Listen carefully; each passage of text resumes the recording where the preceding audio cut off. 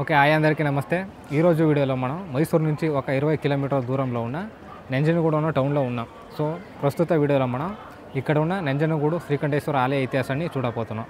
ఈ ఒక ఆలయంలో క్రీస్తు శక 1687లో 400 జంగమ సన్యాసుల్ని సామూహికంగా హత్య చేశారు. సో ఆ ఒక ఘటన ఎందుకు జరిగింది, దాని వెనుకున్న కథ ఏంటి, టోటల్ ఓవరాల్గా ఈ ఒక ఆలయ వెనుకున్న ఇంట్రెస్టింగ్ ఫ్యాక్ట్ని ఈ ఒక ఎపిసోడ్లో మనం చూద్దాం.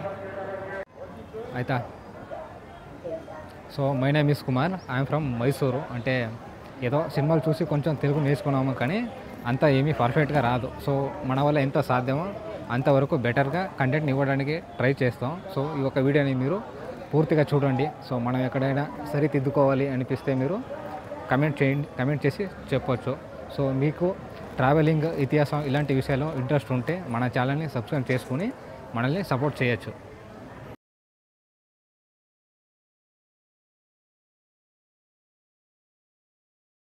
ఈ ఒక ప్రదేశాన్ని కర్ణాటకని పరిపాలన చేసిన 5 మహాన్ సామ్రాజ్యాలు పరిపాలన చేశాయి. మొదటిది పున్నాడు సామ్రాజ్యం, రెండోది గంగా సామ్రాజ్యం, చోళ సామ్రాజ్యం, హొయసళ సామ్రాజ్యం, విజయనగర సామ్రాజ్యం అండ్ మైసూరు సంస్థానం. సో అది కాక ఈ ఒక ప్రదేశాన్ని 4 సామంత మణితలు పరిపాలన చేశాయి. మొదటిది అదినాడు సంస్థానం, రెండోది అదినాల్కు నాడు సంస్థానం, మూడోది కళలే నాయక మణితనం అండ్ నాలుగోది ఉమ్మతూరు సంస్థానం. సో ప్రస్తుత నెంజనగూడు తాలూకులో 180 గ్రామాలు ఉన్నాయి. సో దాంట్లో 402 శాసనాలు ఇప్పటి వరకు దొరికాయి. సో దాంట్లో 24 శాసనాలు గంగా రాజుల గురించి ఉంటే, చోళ రాజుల 9 శాసనం, హొయసళ రాజుల 35 శాసనం, విజయనగర రాజుల 28 శాసనం అండ్ మైసూరు రాజుల 42 శాసనాలు ఈ ఒక ప్రదేశానికి సంబంధించిన ఇతిహాసం గురించి ఎక్కువగా ఇన్ఫర్మేషన్ని ఇస్తాయి. సో దాంట్లో ఈ ఒక నెంజనగూడు నగరం అనేది 1932 వరకు ఒక గ్రామంగా కన్సిడర్ చేసేవాళ్ళు. కానీ 1932లో వచ్చిన మైసూరు మున్సిపాలిటీ యాక్ట్ ఈ ఒక పట్టణాన్ని పురసభగా కన్సిడర్ చేశారు. అంటే ఒక పట్టణంగా కన్సిడర్ చేసి ఈ ఒక పట్టణాన్ని కన్సిడర్ చేశారు. ఆ తర్వాత ఈ ఒక నగరం అనేది కొంచెం గ్రో అయింది.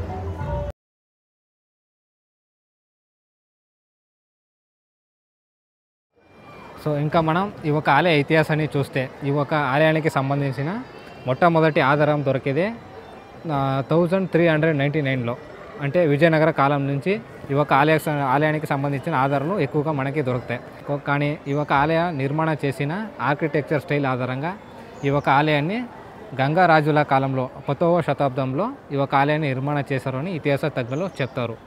కానీ ఈ ఒక ఆలయం ఒకే కాలంలో నిర్మించినది కాదు. ఈ ఒక ఆలయాన్ని గంగా రాజుల కాలం నుంచి మైసూరు అరసల దాకా, అంటే 10వ శతాబ్దం నుంచి 20వ శతాబ్దం వరకు స్టేజ్ బై స్టేజ్గా నిర్మాణం చేస్తూనే వచ్చారు. ఈ ఒక ఆలయంలో ఉన్న గర్భగృహ మాత్రమే గంగా రాజాలో నిర్మించారు. ఆ తర్వాత ఉన్న నవరంగాని హొయసళ కాలంలో ఈ ఆలయంలో ఉన్న రాజగోపురం, బలిపీఠ, ధ్వజస్తంభ, సత్యనారాయణ గుడి, దక్షిణామూర్తి గుడి ఇవన్నీ కూడా విజయనగర కాలంలో నిర్మించినది. సో దానికి ధ్వజస్తంభంలో ఉన్న 1413లో వేయించిన ఒక శాసనం ఆధారంగా ఉంది. రాజుల తర్వాత ఈ ఒక ప్రదేశం మైసూరు రాజుల కంట్రోల్కి వచ్చింది. సో అప్పట్లో ఈ ఒక ఆలయం 1829 నుంచి 1845 వరకు ఈ ఒక ఆలయాన్ని మైసూరు రాజు అయిన 3వ కృష్ణరాజ ఒడేరు జీర్ణోద్ధరణ చేశారు. సో ఇప్పుడు మనం చూస్తున్న ఈ ఒక ఆలయ గోపురాన్ని మైసూరు రాణి అయిన దేవరాజమ్మని పేరులో నిర్మించారు.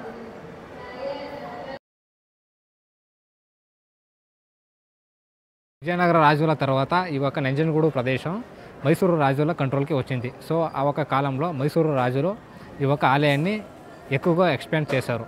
సో 1644లో ఈ ఒక ఆలయానికి మైసూరు దళవ అయిన విక్రమరాయలు ఒక నందిని దానంగా ఇచ్చేశారు. దానికి సంబంధించిన ఒక శాసనం ఆ నంది పాద దగ్గరనే ఉంది. సో ఈ ఒక శాసనం వెనుకున్న ఇంట్రెస్టింగ్ విచారం ఏంటంటే, ఈ ఒక దళవై విక్రమరాయలు 1638లో మైసూరు రాజు అయిన 2వ రాజా ఒడేరు కొలే చేసిన ఆరోపంగా, అంటే ఈ మైసూరు రాజు అయిన 2వ రాజు మరి ఈ ఒక దళవై విక్రమరాయల మధ్య గొడవ అప్పుడప్పుడు ఉండేది. సో దానికి ఈ ఒక దళవై విక్రమరాయలు ఆయన్ని విషం ఇచ్చి, అంటే పాయిజన్ ఇచ్చి ఆయన్ని చంపేసి ఉంటాడు. సో దానికి ఆ తర్వాత మైసూరు రాజు అయిన రణధీర కంఠీరవ నరసరాజులు ఈ విచారంగా ఆయన మీద విచారణ జరిపించి ఆయనకి పనిష్మెంట్ ఇచ్చేసి ఉన్నారు. జరిగిన 6 సంవత్సరాల తర్వాత నందిని ఈ దళవాయి విక్రమరాయలు ఈ ఒక ఆలయానికి దానంగా ఇచ్చేశారు. సో ఆ తర్వాత ఈ ఒక దళవాయి విక్రమరాయలు ఎక్కడికి వెళ్ళారు, ఏమయ్యారు అని చెప్పడానికి ఎలాంటి ఆధారాలు ఇప్పటి వరకు మనకి దొరకలేదు. సో అప్పటి నుంచి ఈ ఒక విషయం అనేది ఇప్పటి వరకు మిస్టరీగానే మిగిలింది.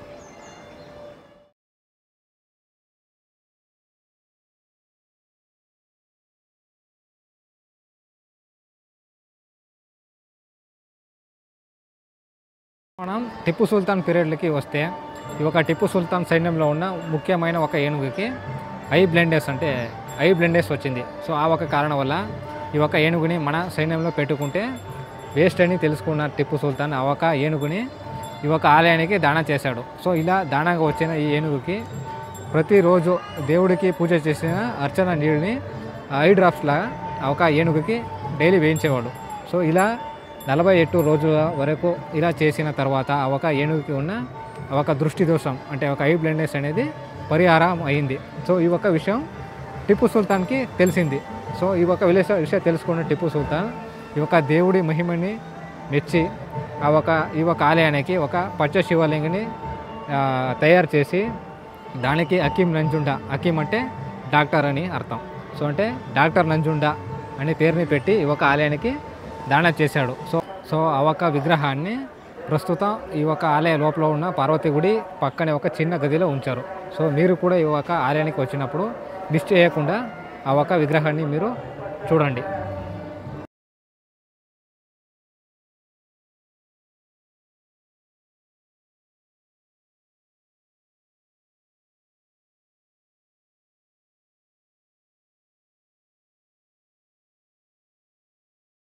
నెక్స్ట్ మనం 1687లో జరిగిన ఒక బ్లడ్ హిస్టరీని చూడబోతున్నాం. ఈ మైసూర్ ప్రాంతంలో 1673 నుంచి 1704 దాకా చిక్కదేవరాజా వడేర్ రాజుగా ఉన్నారు. సో ఆయన కాలంలో మైసూర్ ప్రాంతంలో రైతుల మీద ట్యాక్స్ని ఎక్కువగా చేశారు. ఈ ఒక ట్యాక్స్ పద్ధతిని విరోధ చేసి సామాన్య ప్రజల నుంచి రైతుల వరకు ఒక పెద్ద ఉద్యమాన్ని స్టార్ట్ చేశారు. ఈ ఒక ఉద్యమ నాయకత్వాన్ని వీరశైవ మఠాధీశులు వహించుకున్నారు. సో ఇలా ఈ ఒక ఉద్యమ భాగంగా వాళ్ళని సమాధానం మాట్లాడే కోసం ఈ ఒక నంజనగూడు నగరానికి పిలిచారు.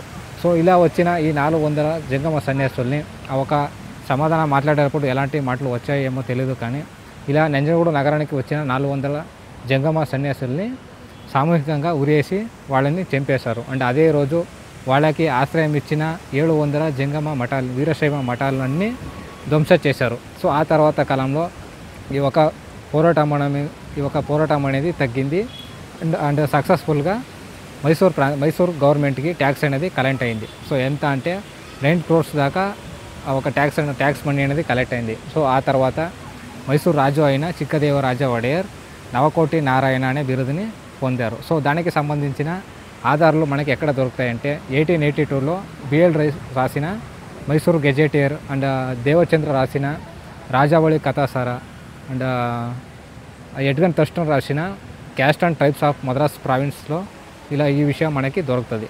సో నెక్స్ట్ మనం ప్రపంచ ఇతిహాసంలో ఇలాంటి ఘటన ఎక్కడైనా దొరుకుతుందా అని వెతుకుతున్నప్పుడు మనకి ఒక ఇంట్రెస్టింగ్ విచారం అనేది దొరికింది. ఇతిహాసంలో ఇలాంటి ఘటన ఎక్కడైనా జరిగిందా అని వెతుకుతున్నప్పుడు మనకి ఒక ఇంట్రెస్టింగ్ విచారం అనేది దొరికింది. సో ఇంగ్లాండ్ దేశంలో 1251లో 2వ జాన్ అనే వ్యక్తి రాజుగా ఉన్నాడు. సో ఆయన క్యారెక్టర్ ఎలా అంటే మన బాహుబలి ఫిలంలో వరే శివగామి క్యారెక్టర్ లాగా. సో ఇది నా దేశం, నేను చెప్పిందే శాసనం, సో నేను అనుకున్నట్టుగా అందరూ ఉండాలి అని కోరుకున్న ఒక క్యారెక్టర్. ఈ రాజు తనకి నచ్చినట్టుగా దేశంలో ట్యాక్స్ని పెంచడం, తనకి నచ్చిన వాళ్ళందరినీ జైల్లో పెట్టడం, వాళ్ళని పని నుంచి తీసేయడం, సో తనకి నచ్చని వాళ్ళందరినీ దేశం నుంచి గడిపారు చేయడం, సో ఇలాంటి పనులు చేస్తూ ఉంటాడు. సో ఈయన క్యారెక్టర్ని తట్టుకోలేకపోయినా కొన్ని అధికారులు ఆయన మీద ఒక పోరాటాన్ని స్టార్ట్ చేశారు. సో ఈ ఒక పోరాటానికి చర్చ్ బిషప్లు అండ్ దేశంలో ఉన్న ప్రజలందరూ ఈ ఒక పోరాటానికి సపోర్ట్ చేశారు. సో ఈ ఒక పోరాటంలో ప్రజలందరూ రాజు మీద పోరాటం చేసి ఆ ఒక పోరాటంలో ప్రజలందరూ గెలిచారు. సో ఈ ఒక పోరాట భాగంగా ఒక పార్లమెంట్ను ఇంగ్లాండ్ దేశంలో అపాయింట్ చేసి ఆ ఒక పార్లమెంట్ అనుమతి లేకుండా ఇంగ్లాండ్ దేశంలో ఎలాంటి ట్యాక్స్ని పెంచకూడదు అండ్ సరి అయిన విచారణ లేకుండా ఇంగ్లాండ్ ప్రజల్ని కూడా దేశం నుంచి గడిపారు చేయకూడదు అండ్ పనిష్మెంట్ చేయకూడదు. సో ఇలాంటి విషయం కలిగిన 64 పేజెస్ ఉన్న ఒక ఒప్పందానికి రాజుల నుంచి సైన్ని చేసుకున్నారు. సో ఈ ఒక ఒప్పందాన్ని ఇంగ్లాండ్ దేశం యొక్క మహాసన్నదు ఆర్ మ్యాగ్నా కార్టా అని పిలుస్తారు. సో మన ఊర్లో ఏం జరిగింది, మన రాజు కూడా ఇలాగనే ట్యాక్స్ని పెంచాడు. ఆ ట్యాక్స్ని విరోధ చేసి మన వాళ్ళు కూడా రాజు మీద పోరాటాన్ని చేశారు, కానీ ఓడిపోయారు. సో అక్కడ ఏం జరిగింది, వాళ్ళు కూడా అలాగనే రాజుల మీద ఒక పోరాటాన్ని చేశారు, కానీ ప్రజలందరూ ఒక్కటయ్యి ఒక పోరాటంలో గెలిచారు. సో రాజు అయిన వాడు ప్రజలు మంచి కోసమే ఉండాలి, కానీ ప్రజలందరూ రాజు మంచం కోసం కాదు అని ఆ ఒక దేశం ప్రజలందరూ నిరూపించారు. ఈ ఒక పోరాట భాగంగా ఒక పార్లమెంట్ని అపాయింట్ చేశారు కదా. సో 1630 టైంలో ఈ పార్లమెంట్కి ఎక్కువగా పవర్ ఉందా లేదా రాజుకి ఎక్కువగా పవర్ ఉందా అని ఒక గొడవ వచ్చింది. సో ఈ పార్లమెంట్కి ఎక్కువగా పవర్ ఉంది అని నిరూపించడం కోసం అప్పట్లో రాజు అయిన చార్లెస్ వన్ని పార్లమెంట్ బిల్డింగ్ ముందు అందరూ చూస్తుండగానే పబ్లిక్గా ఓపెన్గానే ఊరేసి చంపేశారు. సో ఇమాజిన్ వాళ్ళు ఎలా ఉండేవాళ్ళు, మనం ఎలా ఉండేవాళ్ళం. సో ఇవన్నీ ఈ ఒక వీడియో కోసం మనం కలెక్ట్ చేసిన ఇన్ఫర్మేషన్. సో మీరు ఈ ఒక వీడియో నచ్చితే లైక్ చేసి సబ్స్క్రైబ్ చేసుకోవచ్చు. సో మరొక వీడియోలో మరొక ఇంట్రెస్టింగ్ కంటెంట్ తీసుకుని మీ ముందుకు వస్తాం. అప్పటి వరకు బాయ్.